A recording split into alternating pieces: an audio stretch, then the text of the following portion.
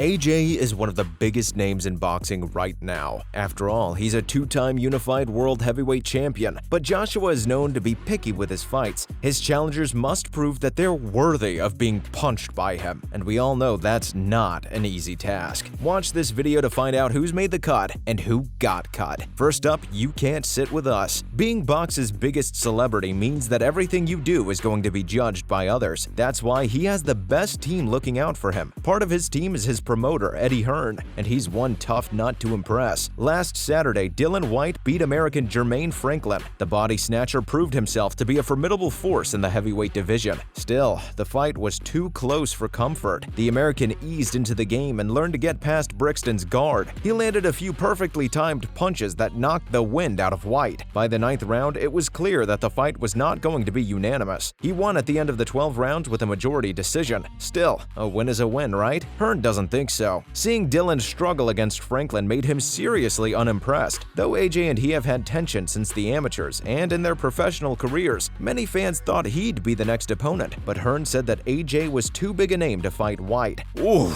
shots fired. He continued to say that Joshua wants interesting fights. Fighting a fellow Londoner doesn't seem all that amazing right now. The two were rivals at some point, but the heavyweight champion has crossed Whyte's level a long time ago. He ended by saying the body snatcher needs rest, judging by the punches he took in the ring. We think he needs some extra recovery time after these comments. Next up, one true pair. Whyte doesn't agree with Hearn though. In his mind, the two are destined to be rivals. They're equal in every right. More specifically, he thinks they're the modern-day Muhammad Ali and Joe Frazier. Though he lost to Anthony in 2015, much has changed since then. AJ has lost 3 times, twice by the same person. He thinks they have the same energy as the legends did during their heavyweight rivalry. For him, he's on a mission to avenge his losses. He's avenged one already, but it's time to right the other two as well. He believes that both of them have grown mentally and physically over the years, but what makes them great opponents is that they have the same energy. Even if they lost the 10 fights, they would still be made for each other. Damn, we want someone to talk about us like he talks about Joshua. In short, he would love that fight. To be honest, we'd love it too. If he's right, we would love to see a reincarnation of Ali and Frazier in front of our eyes too. The ball's always been in AJ's court, and he refuses to play with it though. Why the hate though? Coming up, pull up the receipts. Does Brixton really deserve this much hate from Hearn? He makes it seem like the man is barely a fighter. Is there any truth to it all? The fact is that Whyte has been rising over the years. He was part of the kickboxing and mixed martial arts circuit before joining the boxing ring. He's held the WBC intern heavyweight title twice, first in 2019 and 2020, and then from 2021 to April 2022. His knockout to win percentage is 68% for God's sake. That means 19 of his 28 wins are by knockout. Still, the man is not undefeated. His 3 losses came from Tyson Fury, Alexander Povetkin, and obviously Anthony himself. All 3 he lost by stoppage. As humiliating as it sounds, it still is a minor blip on his record. Still,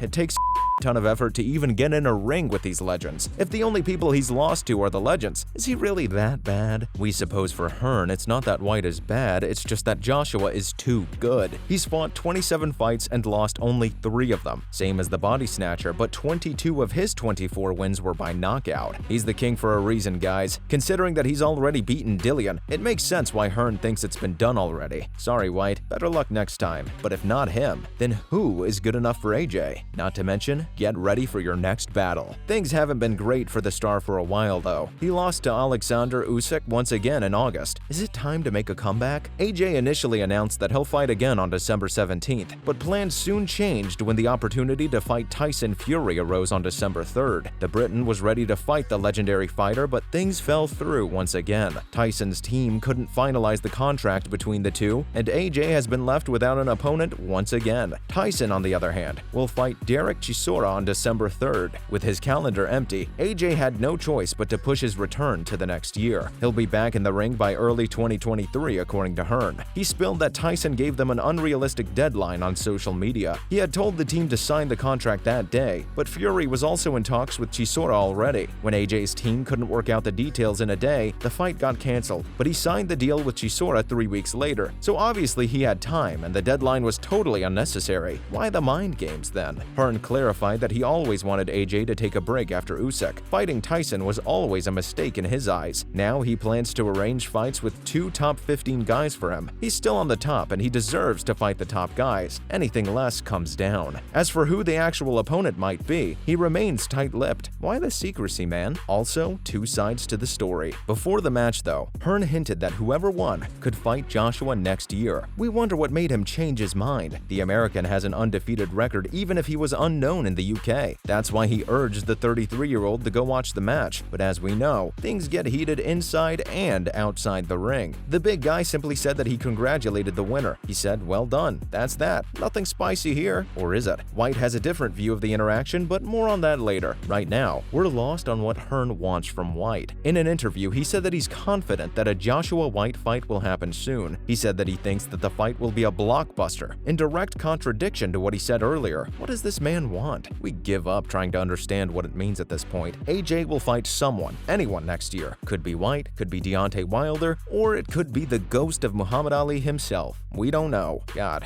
we love to hate this sport. Moving on, take a chill pill. What was a friendly interaction with AJ was not at all friendly to Whyte. He remained ringside throughout the match, but after the match, things got a bit heated. According to Whyte, the pair spoke briefly after he got his majority win. He went to meet his rival at the ringside and things got really tense really fast. The body snatcher tapped him, but Joshua was not in the mood. He tapped him back, but much harder. To this, the 34-year-old was more than a little annoyed. He just told him to take it easy for once. He doesn't understand why the Briton is always so tense. It's not like the two were fighting, but the hostility between them remains strong. Then AJ just thumped his fist. At this point, the winner of the match just told him to stop moving mad all the time. Though technically, Joshua has beaten him once. Whyte did beat him too in the amateurs. So in reality, it's really a 1-to-1 record. Maybe that's why the big man from Watford is so tense to be around him. Dillian does like to believe so. Whatever the cause, leave it to boxers to be overdramatic about it. Or maybe he was trying to get in his head, intimidate him a little. Wouldn't be the first time a fighter used this trick. Whether the trick worked or not is not clear, though it seems from Whyte's words that he wants AJ to know he's not afraid. After all, they're Muhammad Ali and Joe Frazier, right? We wonder which one he thinks he is. Then again, what he thinks is useless unless AJ shares his thoughts, which according to Hearn's statement, seems unlikely. That's it for today's video. Who do you think AJ will fight next? Let us know in the comments below. As always, don't forget to like and subscribe to our channel. We'll be back soon with another video. Opinions, stick, abuse, and he'll never tell you that the pressure,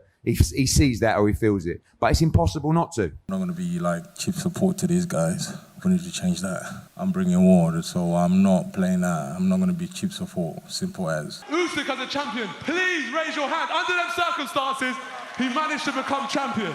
I've just vacated the Ring magazine so they could fight for him. And you know why?